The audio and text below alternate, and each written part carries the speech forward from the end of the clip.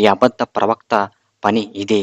ప్రజలు కరువు తట్టుకోలేక సామాన్య ప్రజలే కాక కొంతమంది విశ్వాసులు కూడా 666 ముద్ర అంటే శ్రీవత్స ముద్ర వేయించుకుంటారు. ఈ రెండవ క్రూరమృగం భూమి మీదికి వచ్చేటప్పుడు ఆకాశములో ఒక సూచన కనబడుతుంది. అది మనకు ప్రకటన గ్రంథములో కనబడుతుంది. ప్రకటన గ్రంథము 13 అధ్యాయము 13వ వచనం. అది ఆకాశము నుండి భూమికి మనుషుల ఎదుట అగ్ని దిగి వచ్చినట్టుగా గొప్ప సూచనలు చేయుచున్నది. పై వచనంలో చదవబడిన వచనానికి అర్థం ఏమిటంటే, రెండవ క్రూర మృగము వీరభోగ వసంతరాయలు భూమి మీదికి వచ్చేటప్పుడు ప్రపంచములో ఆకాశం మొత్తం ఎర్రగా మారుతుంది. అగ్ని పర్వతం బద్దలైనట్టు శబ్దాలు వస్తాయి.